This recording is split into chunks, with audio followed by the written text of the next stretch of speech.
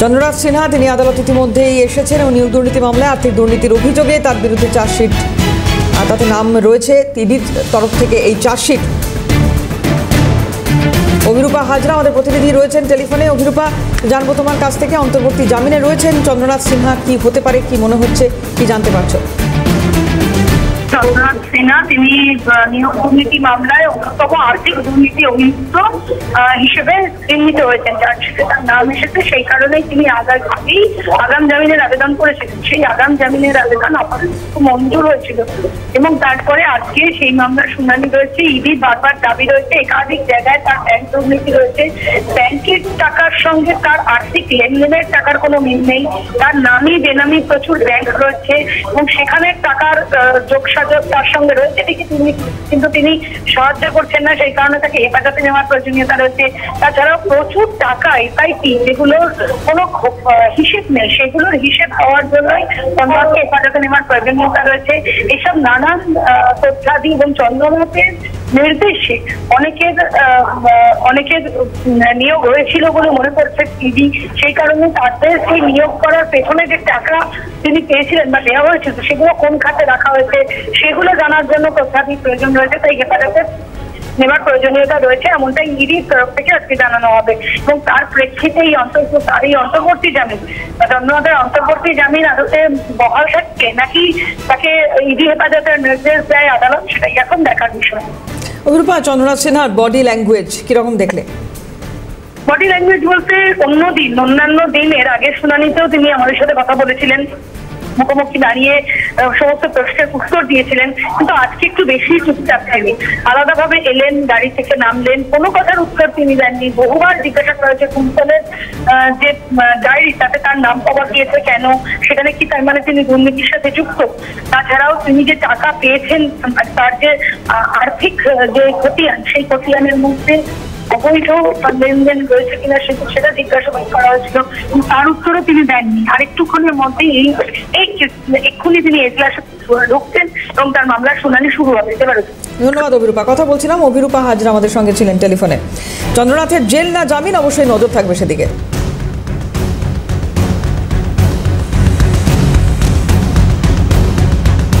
চন্দ্রনাথ সিনহাকে ব্যাংশাল আদালতে পেশ করা হয়েছে, আর কিছুক্ষণের মধ্যেই শুনানি শুরু হবে। চন্দ্রনাথের জামিন সংক্রান্ত মামলার শুনানি রয়েছে আজ। ইডি নিজেদের হেফাজতে চাইছে চন্দ্রনাথ সিনহাকে। নিয়োগ দুর্নীতি মামলায় ইতিমধ্যেই ইডি চার্জশিট, সেখানে চন্দ্রনাথের বিরুদ্ধে যে চার্জশিট পেশ হয়েছে তার পরবর্তী ক্ষেত্রে খুব স্বাভাবিকভাবে এই প্রশ্ন ওঠে যে আজকে যখন ব্যাংশাল আদালতে তাকে পেশ করা হচ্ছে, তারপর এই অন্তর্বর্তী জামিন বজায় থাকছে নাকি ইডি হেফাজত হচ্ছে চন্দ্রনাথ সিনহার?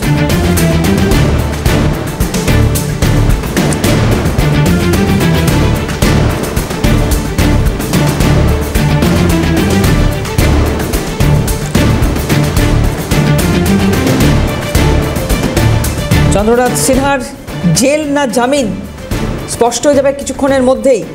ব্যাংশাল আদালতে পেশ করা হয়েছে চন্দ্রনাথ সিনহাকে। চন্দ্রনাথের জামিন সংক্রান্ত মামলার শুনানি রয়েছে আজ। নিয়োগ দুর্নীতি মামলায় চন্দ্রনাথের বিরুদ্ধে ইডির চার্জশিট, অন্তর্বর্তী জামিন বজায় থাকবে নাকি ইডি হেফাজতে নেবে তাকে?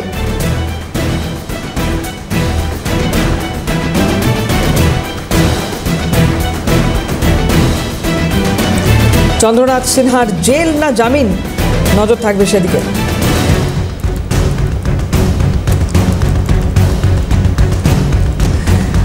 এই মুহূর্তে আমাদের সঙ্গে টেলিফোনে রয়েছেন তৃণমূল নেতা তথা আইনজীবী বৈশ্বনাথ চট্টোপাধ্যায়। বৈশ্বনাথদা, চন্দ্রনাথ সিনহা তাকে ইতিমধ্যেই ব্যাংশাল আদালতে পেশ করা হয়েছে, ইডি চার্জশিটে তার নাম রয়েছে। এক্ষেত্রে কি হতে পারে, কি আপনারা এখনো পর্যন্ত বুঝতে পারছেন এই পুরো বিষয় থেকে?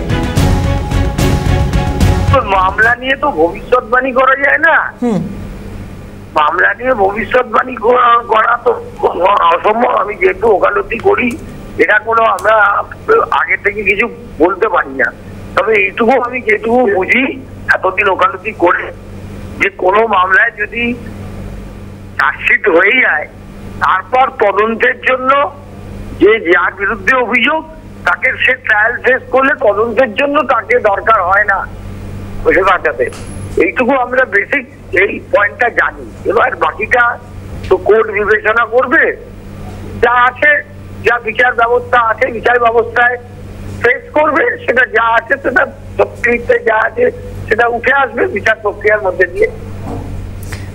বৈশারদা, আমি যদি দলের দিক থেকে দেখি, একাধিকবার এই অভিযোগ করা হয়েছে যে কেন্দ্রীয় তদন্তকারী সংস্থা যত নির্বাচন এগিয়ে আসছে তত সক্রিয় হচ্ছে। এক্ষেত্রেও কি আপনারা এরকমই অভিযোগ সামনে আনছেন? আসলে যতবার নির্বাচন হয়েছে এদেরকে দিয়ে ওরা গণসংগঠনের মতো চেষ্টা করেছে। বিজেপি পার্টি সেন্ট্রাল এজেন্সিকে গণসংগঠনের মতো ব্যবহার, শাখা সংগঠনের মতো ব্যবহার করতে চায়।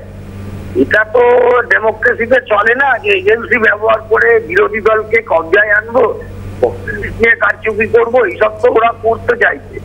দেখা যাক, মানুষ তার বিবেচনা করবে, এইটুকু আমাদের বিশ্বাস আছে।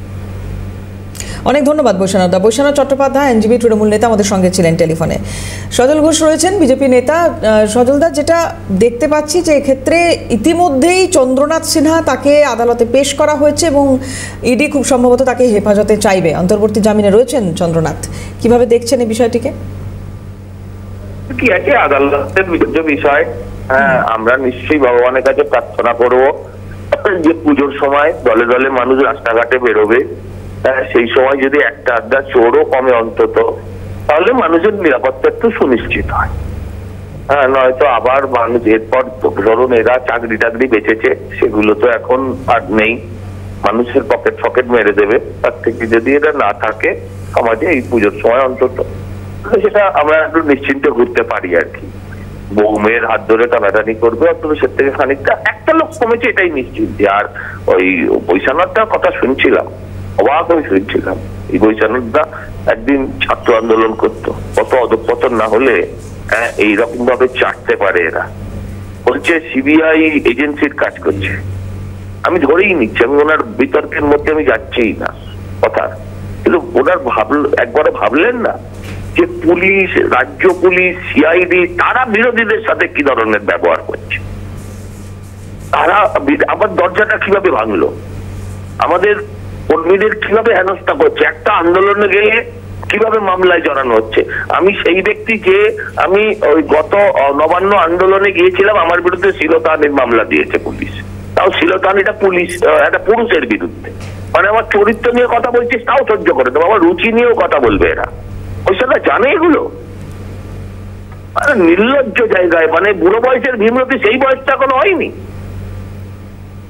খারাপ লাগে, ভাবতে খারাপ লাগে যে এদের সঙ্গেও কোনোদিন একসাথে পথ চলেছি।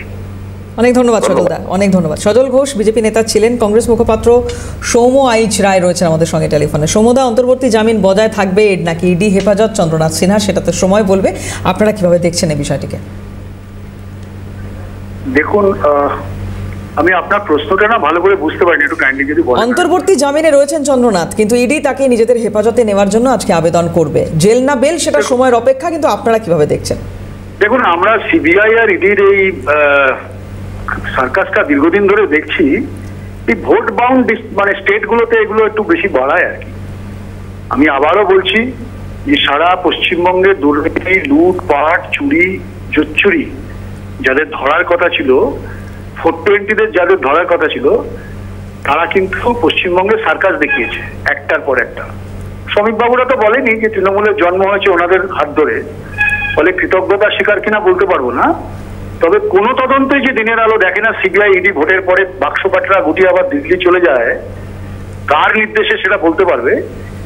এই চক্রব্যূহের মধ্যে কিন্তু ঘুরতেই থাকে সিবিআই ইডি। দেখবেন ভাইপোর বাড়িতে নক করে না, ভাইপোর অ্যাকাউন্ট নাম্বার পায় না, ভাইপোর ফ্ল্যাটের অ্যাড্রেস পায় না, বলে বাংলার মানুষ জানে এই নাটক কতদিন চলবে। সিবিআই তথ্য প্রমাণের অভাবে দেখবেন আদালতে বলবে যে চুপ করে থাকবে, ফলে আদালত তার প্রক্রিয়া অনুযায়ী জামিন দেবে বা যাই হোক যেটা হবে। মানে ভাবতে পারছেন যে অনুব্রত মণ্ডলের ক্ষেত্রে শুধু অনুবাদক পাওয়া যায় না বলে রাউস এভিনিউর কোর্টে তাকে ছেড়ে দিতে বাধ্য হয়। এই হেন সিবিআই ইডি এই খেলাটা খেলছে। ভোটের পর আসলে আবার দেখবেন সব শীত ঘুমে চলে যাবে। শীত আসছে তো, অপেক্ষা করুন। অনেক ধন্যবাদ সৌম্যদা। সৌম্য আইচ রায় কংগ্রেস মুখপাত্র ছিলেন টেলিফোনে।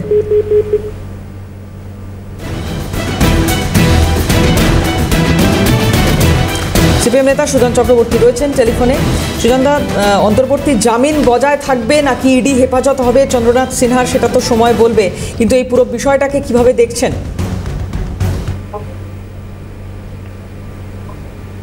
সুজনদা, শোনা যাচ্ছে? হ্যালো, হ্যাঁ শুনতে পাচ্ছেন সুজনদা? হ্যাঁ হ্যাঁ হ্যাঁ, চন্দ্রনাথ সিনহা, হ্যাঁ বলুন। চন্দ্রনাথ সিনহা রাজ্যের মন্ত্রী, প্রভাবশালী, 159 জনের সুপারিশে কাগজ পাওয়া গেছে, 12 কোটি টাকা নাকি তার চাইতে বেশি উদ্ধার হয়েছে ব্যাংকের অ্যাকাউন্টে, তার সঙ্গে স্ত্রী পুত্র ইত্যাদি ইত্যাদি। প্রভাবশালী দিল্লির লোকেরা যাই বুঝুক, তারা তৃণমূলকে যতই ভরসা করুক এবং সাহায্য করুক, তৃণমূল যে গোটা পশ্চিমবাংলাটাকে লুঠে বেরিয়েছে এবং কালীঘাট থেকে শুরু করে সবাই, যত বড় নেতা তত বড় চোর, কোনো সন্দেহ নেই তো। এই যে 12 কোটি টাকা নাকি পাওয়া গেল, তো 25 ভাগ, বাকি 75 ভাগের হদিস কি ইডি করবে, নাকি ইডি এই খেলার পা ধরেই টানাটানি করবে? জেলে থাকা উচিত যাবজ্জীবন, সমাজম্য। অসভ্যরা, লুটেরার দল, মন্ত্রী কিন্তু লুটেরা, এটাই তৃণমূল। অনেক ধন্যবাদ সুজনদা। সুজন চক্রবর্তী, সিপিএম নেতা ছিলেন টেলিফোনে।